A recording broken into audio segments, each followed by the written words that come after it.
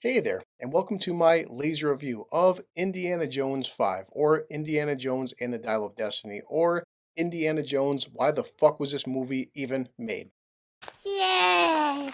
Yes, cows money. I was busy all weekend because, blue collar and couldn't get to a screening, so I figured, you know what, it's July 4th, it's the birthday of America, and why not go and see a very good movie?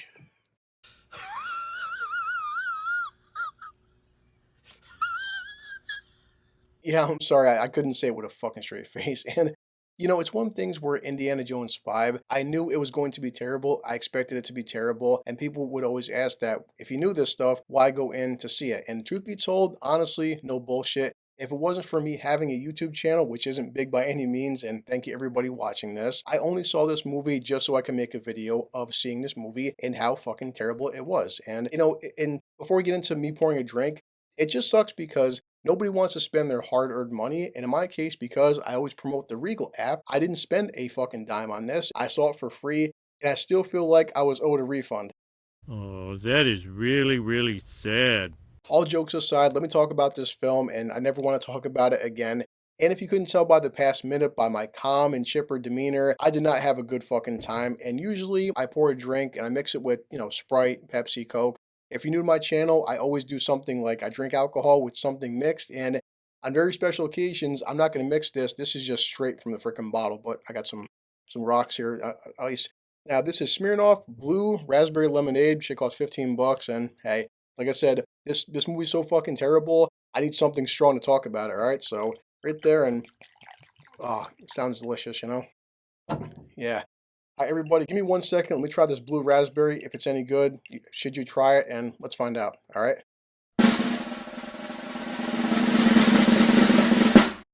Yeah. It tastes so good.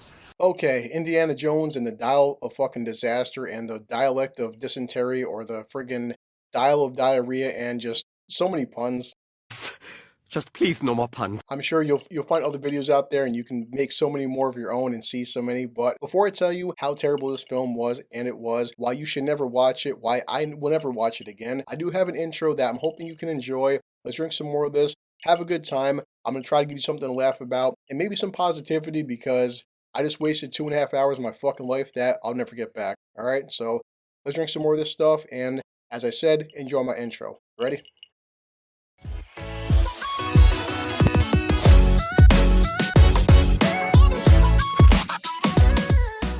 Oh, sweet and strong. I'm gonna need this thing for this shitty review. So let's break it down. All right. Now, I won't lie to you guys. I have to give credit where credit is due. And if you didn't see by the trailers, the first 20 minutes is a massive flashback. They do the whole digital de-aging. And to their credit, but it's also at nighttime, Harrison Ford in a couple shots, it does look like he's 30, if not 40 years younger. And some scenes are very well done with his face, but you can tell during the action scenes, it's probably a stunt double. It's probably not Harrison Ford because the guy's 80 years old and he still can't move, the same way he did at 40. And because the entire sequence is at night, there damn sure is a couple scenes where it's kind of jumpy cam and stuff, and it doesn't look as good.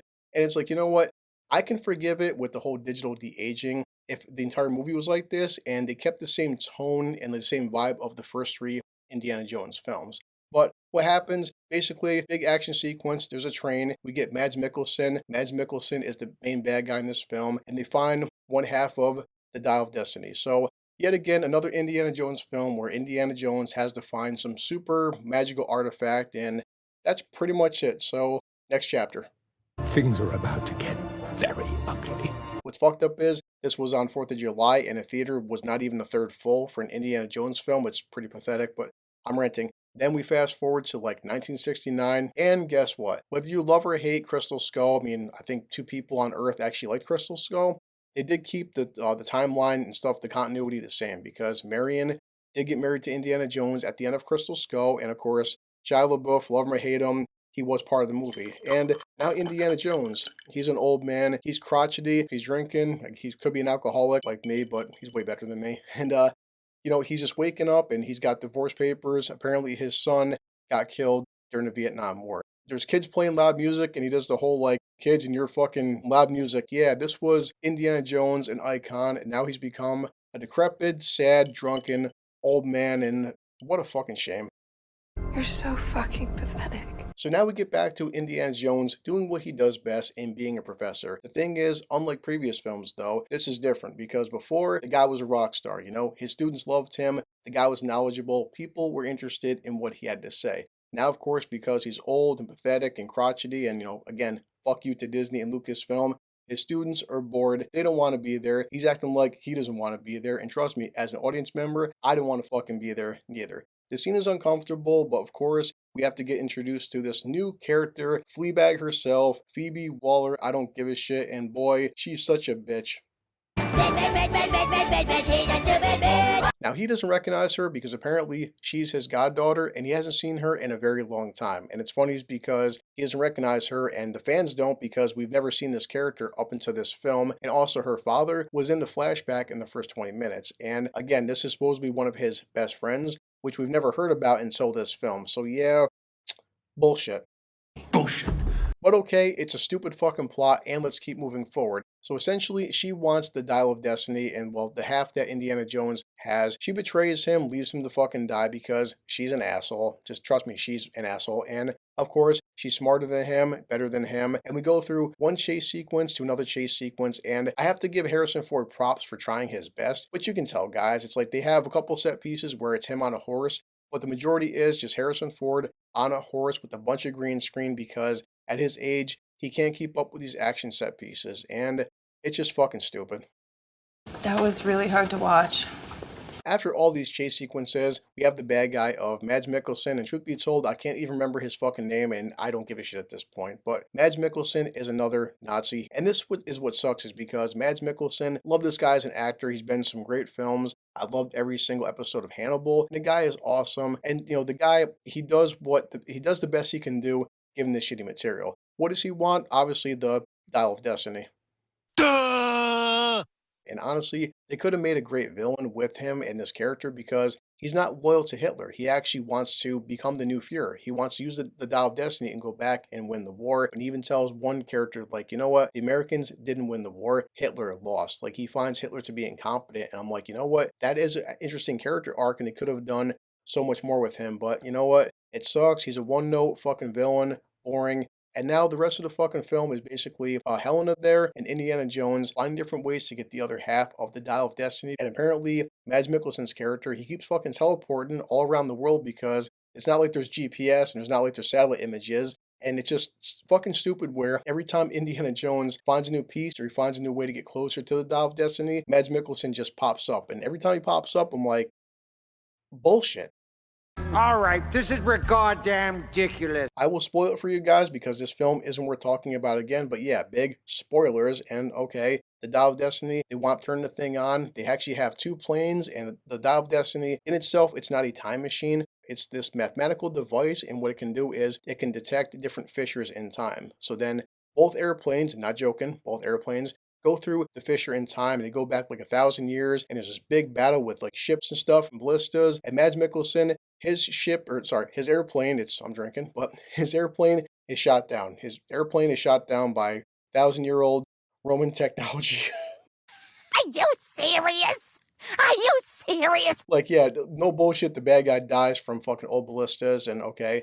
Before he dies, though, he shoots Indiana Jones. Indiana Jones wants to stay in the past. He wants to die. He has nothing to live for. And what does Fleabag herself do? She punches Indiana Jones in the face and takes him back, and they go back to the future. We get to see this whole 2-minute cheap cameo by Marion, and big shock, we all knew this was going to happen. But what sucks is there is a good, like, maybe, I don't know, 2-minute sequence where he missed her, he loved her, and they even have the whole, like, where does it hurt? And it hurts everywhere except, like, right here. And it's a very touching moment between two older characters that both lost their son, and that's the end of the film. But right at the end, we get the whole like wide shot, and the screen is getting small, and we see the fedora. What happens? Indiana Jones out of a window reaches out, grabs a fedora. End of film, and there's nothing more I can say. Fuck this movie.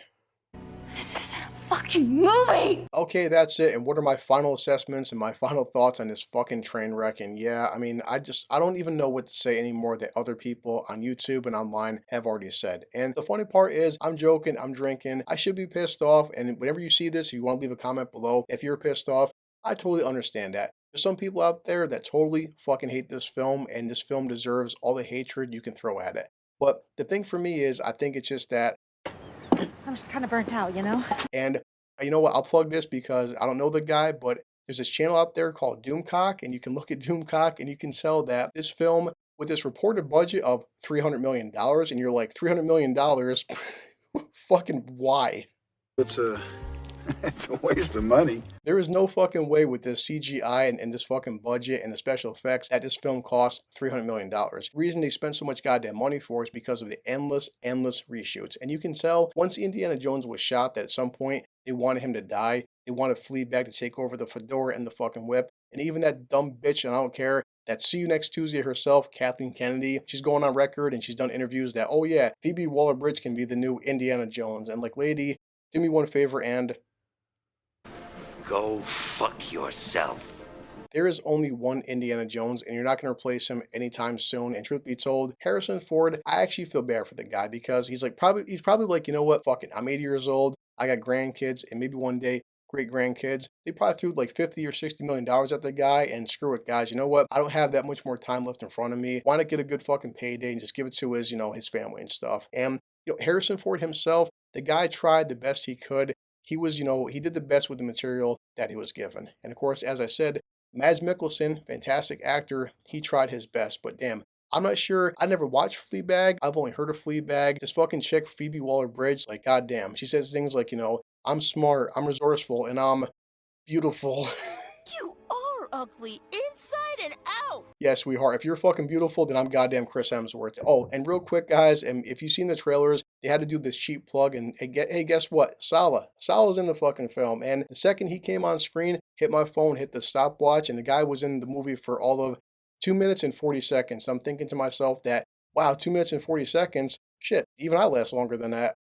Jesus, did I really set the bar that low? All Indiana Jones 5 is just a waste of fucking time, waste of potential, and as somebody who's blue collar, I would tell you guys, don't even rent this shit. Watch videos like mine. Go check out fucking Gary Nerdrotic. Go check out The Critical Drinker. These guys are saying the same things I'm saying, but way more better because they're better YouTubers than I'll probably fucking ever be. This movie fucking sucks. I never want to see it again. I never want to talk about it again. And maybe the only good, positive thing about the situation is this doesn't change the rewatchability of Indiana Jones 1, 2, and 3. And you know what? Even Crystal Skull, it's not a good film by any means, and no one would ever call Crystal Skull a good film, but even that wasn't as fucking terrible as this. This was an entire cash grab. It was bullshit. I hope it loses Disney and Lucasfilm a shitload of fucking money. And you know what, guys? I'll put this drink down real quick. Real talk, I know I have a smaller channel and nobody from Lucasfilm would ever see my video and nobody would ever really care. Indiana Jones and Raiders of the Lost Ark came out the year I was born, way back in 1981, and holy shit. I'm so old. The film is over 40 years old. These films will be remembered 10 years from now, 20 years from now, 30 years from now, 40 years from now. Guess what? Shit like this, nobody's gonna fucking remember this movie a year from now. Nobody's gonna talk about this movie 5 years from now.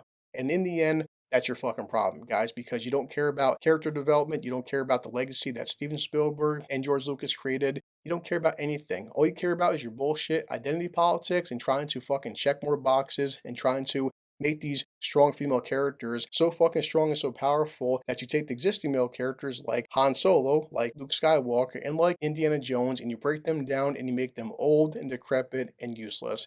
And in the end, every time you take an existing male character, an existing icon, an existing legend, and you try tearing them down, well, guess what? From all the fans all worldwide that grew up with these characters and you break them down, from the entire fucking fandom, one real quick message, and this real quick message is very simply this.